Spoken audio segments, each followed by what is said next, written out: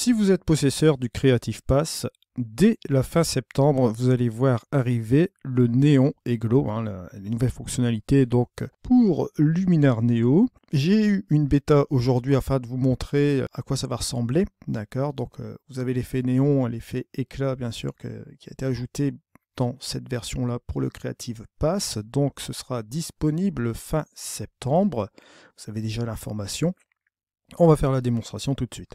Bonjour à toutes et à tous, mon nom est Eddie Quinol. Si vous débarquez pour la première fois sur ma chaîne YouTube, je vous souhaite la bienvenue. Ici, on parle de post-production traditionnelle et créative sur les logiciels de post-production. Et aujourd'hui, en l'occurrence, on va parler de Luminar Neo concernant la nouvelle fonctionnalité néon et éclat. Tout simple, j'ai pris la photo de démonstration ici Skyloom que vous avez ici dans la section didacticielle. On va regarder tout de suite cet outil, donc ne le cherchez pas pour le moment, il sera disponible donc fin septembre. Et n'oubliez pas, bien évidemment, il vous faudra le Creative Pass 2023-2024. Je vous en avais parlé dans les précédentes vidéos. Si vous n'avez pas vu cela, bien sûr, allez voir ces vidéos. On a ici deux options, néon et éclat. D'accord, on va le voir là tout de suite. On va d'abord voir la version néon. Je vous rappelle quand même que c'est une version bêta, donc il va sûrement avoir quelques petites choses qui vont changer d'ici la version définitive. Mais là, c'est un premier jet, je vais commencer à vous faire voir comment cela marche. Vous avez quelques petits curseurs, ici, deux sections, la fonction ici que vous voyez là, avec 3 curseurs, et vous avez ici le style. Si je monte le curseur de quantité, au niveau de ce néon, vous allez voir apparaître ici justement cet effet néon autour ici du portrait. Vous avez ici la possibilité de régler ici la puissance du néon, d'accord, comme vous voyez là. Et là, ici, avec ce troisième curseur, on va pouvoir écarter la source du néon du sujet, comme vous voyez ici. Alors bon, sachez que ça fonctionne sur les portraits, ça peut fonctionner sur les sujets aussi principaux, comme les animaux, les trucs comme ça. À partir du moment que vous avez un sujet ici dans la photo, bien évidemment. Là, ici, vous allez voir qu'on a les autres sections qui sont là. Vous avez ici, par exemple, la source lumineuse pour l'intensifier, vous voyez, juste comme ceci. Au niveau du néon, super intéressant. Vous pouvez rajouter aussi également un niveau d'atmosphère, comme vous voyez là, pour donner un petit effet rêve ici sur la photo. Ensuite, vous avez la possibilité de jouer avec une tonalité dans le style, vous voyez, juste ici. Et là, ça vous permet de changer justement la petite couleur ici du néon, comme vous voyez là, grâce à la tonalité, à ce curseur de tonalité. Ensuite, vous avez ici un dernier curseur qui vous permet d'agrandir ici la section du blanc, au milieu de séparation du blanc. Bon là, bien évidemment, lorsque vous allez ici à fond comme ça, vous allez donner sur la section complète au niveau du néon, au niveau de la séparation, mais si vous revenez ici un petit peu comme cela, cette séparation que vous voyez juste au milieu ici, cette petite ligne, va pouvoir ici varier en fonction que vous allez jouer avec ce curseur-là.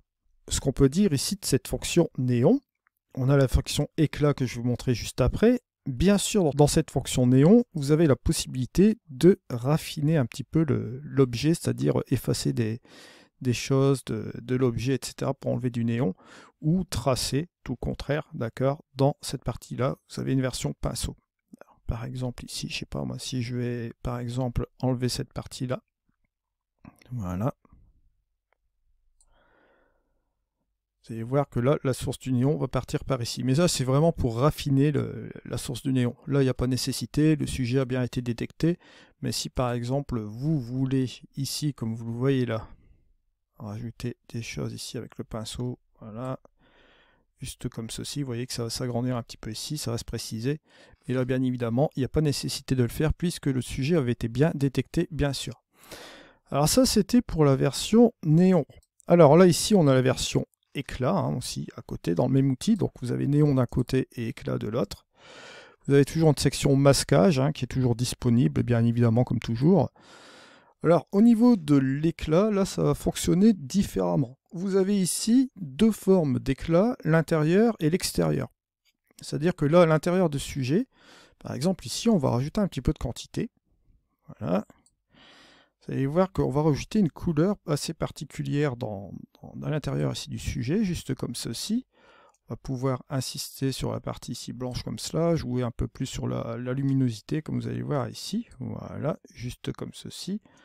Jouer avec le contraste, moins de contraste ou plus de contraste. Là ici on va jouer sur moins de contraste. On va rester sur quelque chose comme ça. Et là, on va sélectionner l'extérieur. L'extérieur, c'est ça que ça va jouer justement principalement ici avec la fonction éclat. On voit qu'on a joué sur l'intérieur ici, bon, sur cette partie-là qu'on a commencé à travailler en premier.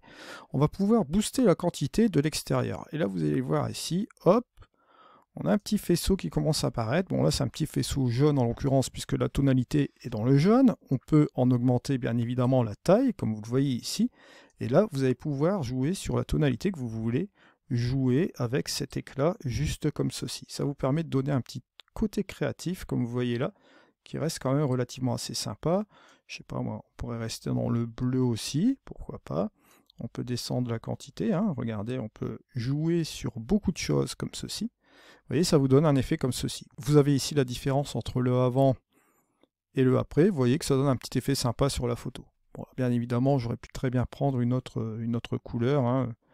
Rester pourquoi pas ici un peu dans le jaune. Et au niveau de la couleur interne, on peut toujours changer aussi également. Pourquoi pas mettre un petit peu un truc comme ça, un peu plus doré, juste comme ceci. Vous voyez que là, on a ici le avant et le après. Et toujours la même chose, si vous voulez raffiner, vous avez toujours le tracer, l'effacer, le restaurer grâce à ce petit affinement ici, juste comme ceci. Fonctionnalité assez sympa qui nous prévoit des choses assez créatives, comme vous le voyez ici. Bon, alors comme je vous l'ai dit, ça fonctionne sur des portraits, sur des animaux, etc.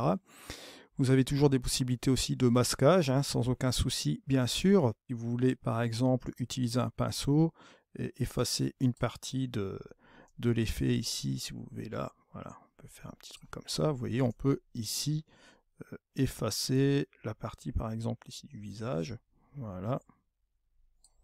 Et là vous voyez qu'on va jouer sur cette partie là. Bon, bien sûr c'est pas vraiment nécessaire de jouer comme cela, on va remettre un petit peu la partie comme il se doit, comme ça, voilà, juste comme ceci. Et vous voyez un petit peu le principe. Si vous voulez exclure certaines parties avec du masque AI, etc., vous pouvez toujours le faire aussi également sans aucun problème.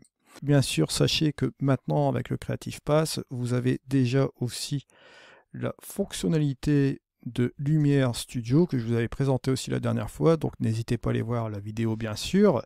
Et là, bien évidemment, vous avez cette nouvelle fonctionnalité néon et éclat qui va voir apparaître le jour, bien sûr, fin septembre pour les obtenteurs du Creative Pass, bien sûr.